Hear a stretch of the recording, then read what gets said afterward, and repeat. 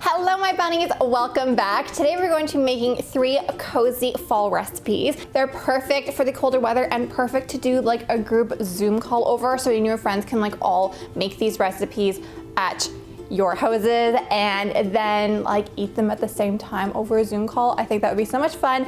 And oh my goodness, this feels so nostalgic. This video is actually sponsored by Pottery Barn Teen. If you guys have been following me for a while, you know that I've worked with them so many times in the past. I know you love their stuff almost as much as I love their goodies. So you'll see in this video so many like pastel, cozy, lush, oh my goodness, goodies generously provided by Pottery Barn Teen. So I'll have everything that I show in the video linked in the description box down below, and you guys will get a good look of, I don't know, all these beautiful things that make these recipes like even cozier, particularly this bathrobe. Okay, we're gonna get into the recipe soon, I promise, don't click off. But this bathrobe is like the warmest thing I've ever worn, so if you live in a climate that's quite damp, this will counteract the dampness and keep you warm, I guarantee it. Oh my goodness. So let's get started. Okay, so first we're going to be making some chai cloud marshmallows. So these marshmallows look like little clouds, which is perfect because today is very cloudy. It's my favorite kind of weather. And they taste like chai. They are fabulous. They actually made Marco, my boyfriend, like swear because they're that good. And like, what marshmallow does that? My goodness. So you need to try these. So first we're going to get some chai tea bags and steep them in half a cup of boiling water for about 10 minutes or until they are very potent. Then discard the tea bags and measure out 1/3 of a cup of tea. Don't spill it all over your counter like I did. That was not a smart decision, my goodness. And you want to leave it to cool to room temperature. Then pour the cool tea into the bowl of an electric mixer and sprinkle some powdered gelatin on top and let it sit for 5 minutes. Then place the sugar and 1/4 cup of cold water into a small pot and set it to medium-high heat. Stir until the sugar has melted, then attach a candy thermometer to the pot and boil the sugar until it reaches 238 degrees Fahrenheit. Then add the hot sugar to the gelatin and stir the mixture by hand whisking for a few minutes to slightly cool. Then beat it with an electric mixer on medium-high speed for 8 to 10 minutes or until soft peaks form. Then we're gonna add some vanilla bean seeds and a pinch of ground cinnamon to the marshmallow and continue mixing. So vanilla bean seeds create a very different flavor than vanilla extract. You can use either. If you're using vanilla extract, please, for my sake, use pure instead of artificial. Like, it's night and day. It is night and day. I know it costs more money, but it is worth it, I promise. But vanilla beans give you an even stronger vanilla flavor, and it's so beautiful and fragrant. Plus, you get those little like vanilla bean flecks in the marshmallows after, which I think are really, really pretty. We're only using half a vanilla bean seed, so the remaining, you can stick it in your sugar bowl actually, and it will infuse into the sugar and create vanilla sugar, which is so fancy. So if you want to be that fancy, do that, I recommend it. Then spoon the marshmallow mixture into a piping bag and snip a medium-sized hole at the tip.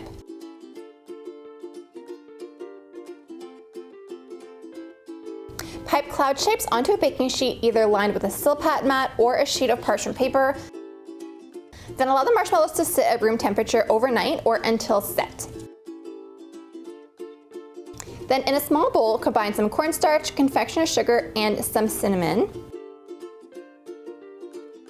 Place it in a mesh sieve and dust it over the marshmallows. So this is going to make sure that the marshmallows aren't super sticky, because without this powder mixture, they are sticky. They'll stick to your hands. It will be a nightmare. They'll stick to each other. You will get a ball of marshmallows. So this dusting is quite important. So you want to dust the top surface and then gently peel the marshmallows off of your work surface, either the Silpat mat or the parchment paper, with like a little butter knife. Flip it over and then dust the undersides as well with that mixture.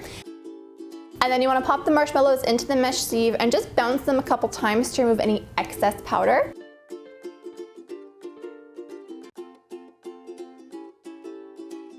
And they are ready to be eaten. Okay, so next we're going to be making some pumpkin spice latte brownies. I know that Starbucks has stopped, oh my gosh, Treacle keeps barking during this video. Starbucks has stopped selling its pumpkin spice lattes, but I think it is still seasonal because it's chilly outside. So we are breaking rules here today. These brownies are so good. Every video I'm like, this is the best thing I've ever made. And I know my credibility is just like going down and down and down the more I say it in every video. But it was like a particularly good baking day when I was shooting this video. These brownies are so like crispy on the outside, soft on the inside. If you like chewy brownies, this recipe is like definitely for you. And if you don't want to bake it in a full pan, you can bake them in little silicone muffin cups, and they're fabulous that way too. Arguably better. I actually prefer them that way. So possibilities are endless.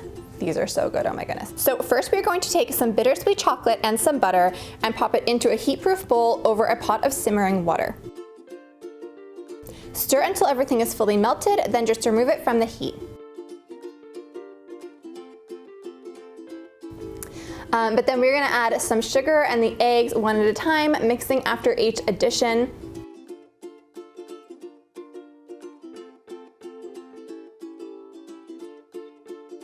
Then add some cocoa powder, a pinch of salt, and some espresso powder. So I like to use this Starbucks Via powder. It's technically not espresso powder, it's instant coffee, but I love it in baking, so you can use this. You can use espresso powder, whatever you like. Don't just use ground coffee, use something that you would use if you're making kind of like instant coffee. Now to make the pumpkin layer, you want to combine some canned pumpkin, some eggs and whipping cream in a bowl and beat with an electric mixer until smooth. Add some brown sugar, cornstarch, pumpkin pie spice, and salt. And beat until fully combined. Then you want to grease a square 9x9-inch baking pan with some cooking spray and then line it with parchment paper. So as you can see, my baking pan isn't square, but I feel like it was like the cutest pan I had. So first we're going to layer half of the brownie mixture on the bottom and then pour half of the pumpkin mixture on top. Now the pumpkin mixture is much more liquid than the brownie mixture. Don't worry, that's okay. That will make it so good because like the pumpkin will begin to like caramelize on the edge of the brownies as it bakes, and it's so good. So then after that, we're gonna layer the remaining brownie mixture on top and then put little dollops of the pumpkin mixture on top and swirl it into the brownie so that it creates a beautiful swirling shape.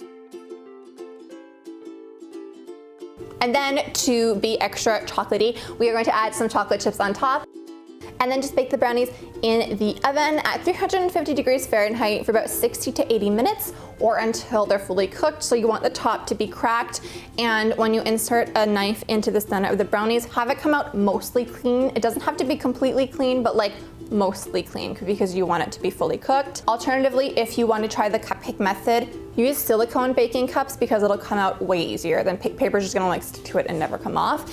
And you want to bake them for 30 minutes. That is like the prime time. Oh, they're so good. And then when it comes out of the oven, just allow it to cool, slice it up, and enjoy.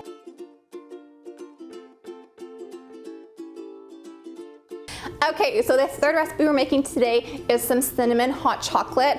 This is like elevated hot chocolate. If you make this for someone but don't tell them what's in it, they'll just be like, what is this? Because it's like hot chocolate, but different and better, and they won't be able to put their finger on it. It's so good, and it's just like a slightly warmer hot chocolate, if you get what I mean.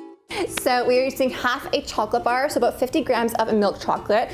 You want to just crumble that into a microwave-safe bowl and microwave it in the oven, in the microwave for 30-second intervals until it's fully melted. Then add half a teaspoon of ground cinnamon, mix it together. And then add about 3 tablespoons of hot whipping cream. And this is gonna basically create ganache, and it's just like delicious to eat it like this, but we're not gonna go that crazy today.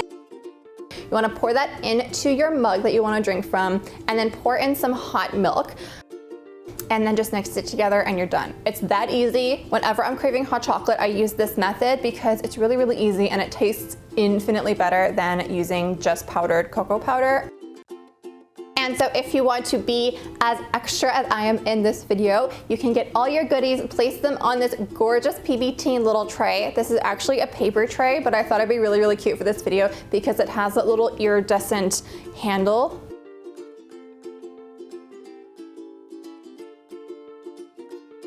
So I placed all the little goodies on that tray. Paddington was trying to jump on the couch the entire time. My goodness, he is such a little beast. So yeah, just get cozy on your couch. We have some really, really pretty blankets that I piled myself under. So first things first, we have this gorgeous duvet cover. You've seen it throughout the video, but I just wanna highlight what it is. It is basically a cloud pattern duvet cover, but it's rainbow ombre. So it goes from blue all the way to purple. It's so pretty. There's peach, there's pink. It's so gorgeous and cozy. We have this super trendy knitted throw. So it's actually behind me, rolled up right there as well. This was next to me in all the recipes that I was shooting, but it's so nice. It's really, really warm just on its own, even though there are holes, obviously, because it's knitted. It's so cozy. My dogs love it. They're walking on it. They're like, "Ooh, what is this texture?" And oh my gosh, it's so pretty. And it's just it works as home decor too, because you can be like those trendy people on Instagram with these just casually thrown over their beds, you know what I mean? And I believe that Pottery Barn Teen has multiple colors, so if you don't want cream, I think they have a bunch of other colors. I will list them down below. And for some back support, we have this cushion. It is like a Sherpa material. It's angled, so it's like a big it's like a long triangle, and there's a pocket on the side so you can fit your TV remote, you can fit your phone, you can fit your Nintendo Switch. I'm like, oh my god, does this fit? So I had to try it. So if you are playing Animal Crossing like I am, I'll put my dream address below if you want to check out my island. But anyway, if you're playing it but you want to stop and take a sip of your hot chocolate, you can pop your Switch in there and it stays and it's sturdy. It's fabulous as the perfect size pocket, my goodness. And then because it's so gray outside, we need some extra light. There is this curtain. I've never seen this before. I'm so excited. It's this curtain with little fairy lights built in, so you don't have to try to maneuver getting a sheer curtain and then getting string lights and putting them behind the curtain and hanging it, which is something I've tried to do myself. I've gone halfway and I've purchased the string lights, but I haven't even gotten around to purchasing the curtain. But Pottery Barn has one that's built in. It's so handy. So I just hung it on my window, and it has this beautiful glow. And then you can see Paddington in the background outside, because outside is his favorite place to be. And then obviously there is this gorgeous bathrobe. So this is a different kind of bathrobe than what I've worn in the past from Pottery Barn. If you remember all my past videos, this is kind of somewhat in between a classic bathrobe texture and faux fur. So it's a little bit more furry, very, very warm. They have some that have a faux fur cuff and hood. I have those from a previous video too. They are wonderful. I still use them all the time. So I'll link a bunch down below so you can find your favorite style bathrobe, and they're especially cozy when you are drinking some cinnamon hot chocolate with marshmallows and brownies. So yeah, so thank you all so much for watching. I hope that you like this recipe. If you have requests for any other videos that have 3 recipes in them, or themed video recipes, let me know in the comments down below. These are so much fun to film. And again, thank you so much to Pottery Barn Teen for sponsoring this video. It is always such a pleasure working with them, because the quality of their stuff is just so good. I mean, if my house is a mess, but if you looked around my house, I'm still using everything that they sent me 3 years ago. So their stuff holds up. It's beautiful. It's such good quality. It's so warm. Even the bathrobes feel new, that I got years back. I'll link the video in the cards if you want to see the OG sleepover video with Pottery Barn Teen. But yeah, so if you saw anything that you'd like in this video, definitely check the description box, and I'll link some other items there that I didn't feature in this video that I think are really, really cute. There's this hamper that looks like an ice cream cone that I think I'm gonna order, because oh my god, why wouldn't you want that? Why wouldn't you want a jumbo ice cream cone in your house? I need that. I know I need that. You need that too. And it's perfect for Christmas, right? Because that is also the best Christmas present that anyone could ever receive. Am I wrong? No, I don't think so. All right, anyways, I hope that you guys like this recipe. And if you make these, send me some photos on Instagram. I would love to see your creations. And yeah, I'll see you guys next week for another video. Bye.